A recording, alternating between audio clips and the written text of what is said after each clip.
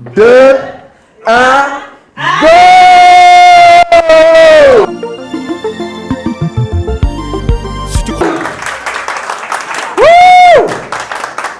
Je vois que vous êtes en forme ce soir. Oui, oui! Vous n'êtes pas en forme ce soir, oui, mais vous êtes en forme ce soir, oui. Et c'est une bonne chose d'être en forme ce soir parce que j'ai quelque chose de merveilleux pour vous. Aoula, oula, oula! Aoula, oula, oula! Histoire! Qui aime les histoires parmi vous? Levez les bras. Tout le monde aime les histoires. Et ce soir, j'ai 3 histoires pour vous. Ou alors, je devrais dire Camerounaises, Camerounais, distingués invités de notre nation, nous avons 3 histoires pour vous. Première histoire, c'est l'amour. Qui est amoureux dans la salle? Qui cherche l'amour ou a cherché l'amour dans la salle? Ah, c'est une très bonne chose parce que c'est l'histoire de quelqu'un qui cherchait l'amour. Et donc un jour, il rencontre une jeune fille et c'est là où l'aventure commence. Il invite. Madame, voudrez-vous? Oui, bien sûr. Et le jour du rendez-vous arrive. Ça s'est passé ici à Douala. Vous connaissez le quartier Logbessou? Il habitait à Logbessou, il a donné rendez-vous à Bonamou Sadi. Les bons points, il faut un peu faire genre, comme on a l'habitude de dire. Plus précisément à JC. Et donc, pour venir, le monsieur n'est pas véhiculé. Et à Logbessou, je ne sais pas si vous savez, il n'y a pas de taxi. Donc, il prend quoi? Naturellement, il prend la moto. Et qu'est-ce qu'on fait avec la moto? Non. On fait comment? On bâche. Bâcher pour traduire, c'est quand tu montes sur la moto et quelqu'un d'autre vient monter derrière toi. Vous êtes 3 sur la moto. Moi, j'ai même déjà vu 5. Mais bon, ce n'est pas le propos. Et comme si ça ne suffisait pas, au moment où il est en train d'aller au rendez-vous, il se met à pleuvoir abondamment. Il pleut sur le monsieur. Ce n'est pas grave. La fille est magnifique, elle lui a fait bonne impression. Il va passer un bon moment. Et puis il arrive à JC. Et il appelle la dame. Oui, je suis déjà là. Tu es à quel niveau, s'il te plaît? C'est que en fait, oui, mais non. Comment oui, mais non? Je suis là. Tu fais comment? Bon, ce n'est pas ce qu'il a dit, bien entendu. C'est ce qu'il était en train de se dire dans la tête. Mais pourquoi il n'a pas dit ça? Il n'a pas dit ça parce que c'était pas la première fois en fait qu'il invitait une fille. Et c'était pas la première fois que cette chose lui arrivait. Ce que je viens de vous dire en réalité, c'est ce qu'il avait dit à d'autres filles. Et qu'est-ce qui s'est passé? On l'a barré, quelqu'un l'a dit. Barré, en fait, ça veut dire on l'a largué. Et donc, il réussit à dire une autre chose à cette fille-là. En fait, il avait appris de toutes ces expériences que les filles ne recherchent pas quelqu'un qui est un peu trop gentil. Elles ne recherchent pas quelqu'un qui attend tout d'elle. Elles recherchent quelqu'un qui est déjà posé dans la vie. Quand je dis posé, je ne parle pas d'argent, c'est quelqu'un qui a de l'assurance. C'est quelqu'un qui sait qu'avec ou sans elle, il va faire son chemin. Et ce qu'il lui a dit ce jour-là a fait comprendre à cette fille qu'il était venu pour s'amuser et il avait l'intention de s'amuser avec ou sans elle. Et il a compris que qui paie, finalement qui perdait, c'est elle naturellement. Et qu'est-ce qui s'est passé? La fille est venue. Et ils ont eu un premier rendez-vous, puis un deuxième, puis un troisième. Et cette fille est dans la salle aujourd'hui.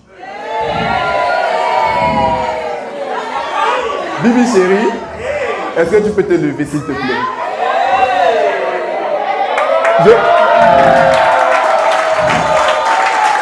Je vous présente Blanche, qui est celle qui m'accompagne partout depuis 7 ans et demi. 7 ans et demi que ce rendez-vous a eu lieu ici, à Bonamou Sadi. Elle est avec Chloé qui est en train de dormir, notre magnifique petite fille. Et en réalité, elles ne sont pas que 2, mais elles sont 3. Mais il vous faut une échographie pour voir le 3e. Camerounaise, Camerounais, je vais vous raconter la 2e histoire. C'est l'histoire de l'argent. Est-ce qu'il y a des gens qui ont déjà perdu de l'argent dans la salle? On a tous perdu de l'argent, hein? Mais cette fois-là, moi, j'avais perdu de l'argent. C'était la fois où il ne fallait pas du tout perdre. Pour vous raconter, maman m'a envoyé à la boutique. On appelait la boutique la jardinière. Donc moi, je pars à la jardinière, j'achète le paquet. On me rembourse la différence. Et quand on me rembourse la différence, qu'est-ce que je fais? Je suis en train de rentrer à la maison. Et comme tout bon voyou, quand je tombe sur mes amis, je me mets à jouer avec eux.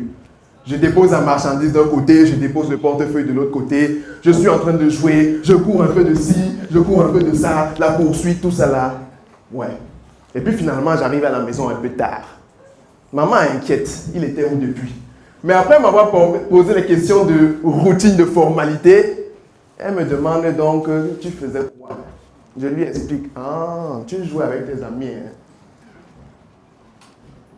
La marchandise, je donne. L'argent. En fait, maman, pendant que tu jouais, tu as fait quoi? J'ai perdu l'argent. Hey. Est-ce qu'il y a des gens qui se sont déjà fait chicoter dans la salle? Ce jour-là, je me suis fait chicoter. Vous savez pourquoi? Je ne me suis pas fait chicoter parce que j'avais perdu l'argent, mais parce que quand elle m'a demandé, quand tu as perdu, qu'est-ce que tu as fait? Je lui ai dit, j'ai cherché un peu, je n'ai pas trouvé, je suis rentré. Et elle m'a bastonné ce jour d'une manière tellement mémorable. Elle m'a dit, retourne chercher l'argent là et ne reviens pas ici tant que tu n'as pas trouvé. Je suis parti, j'ai cherché l'argent, j'ai trouvé. Et mon œil était tellement prêt à chercher l'argent que sur le chemin, j'ai trouvé encore un peu d'argent qui n'avait rien à voir. Bien sûr, je ne lui ai pas dit. Bon, je crois que j'ai trahi la confidence aujourd'hui parce que maman est dans la salle également. Est-ce qu'on peut faire un maximum de bruit pour ma peau? Ce qu'elle m'a enseigné m'amène à la troisième histoire. La troisième histoire, c'est l'histoire de la gestion du temps. Qu'est-ce qu'on fait de notre temps? Initialement, quelqu'un l'avait dit tout à l'heure, c'était aussi mon cas, j'ai perdu en demi-finale. Et j'ai perdu en demi-finale, mais aujourd'hui, je ne devais pas être là en réalité. Donc, je me suis dit, c'est pas plus mal que ça. Quand je me suis réveillé ce matin, j'étais à 4500 km d'ici. J'étais à Nairobi. Ouais. Je ne suis pas encore arrivé de chez moi. Je suis sorti, il était 2 heures ici. Je suis arrivé à la hâte. Voici le ticket d'embarquement. Mes bagages sont juste là. Et en voyant que la finale devait avoir le même jour où je devais rentrer, j'étais prêt à abandonner. Sauf que maman m'a tellement bien chicoté ce jour-là que je me suis rappelé que si c'est comme ça que ça fait mal, quand ta maman te chicote, quand la vie va te chicoter, ça va faire comment? Alors j'ai dit, je ne veux pas perdre, je veux gagner. Ce qui m'amène à ceci. L'échec, il faut savoir le définir. Et c'est donc pour de chapeau que je vais vous le définir. L'échec, c'est être constamment hors de ses estimations. E-C-H-E. Être constamment hors de ses estimations. Mais c'est quoi? C'est continuer.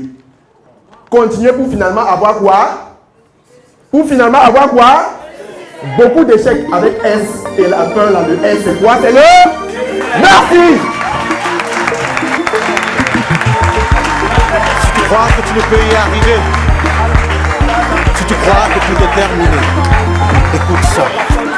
J'avais un ami qui se plaignait tout le temps, se plaignait de la pluie et même du beau temps. Quand tu lui demandes, mon frère, comment ça va, il te dit je suis là.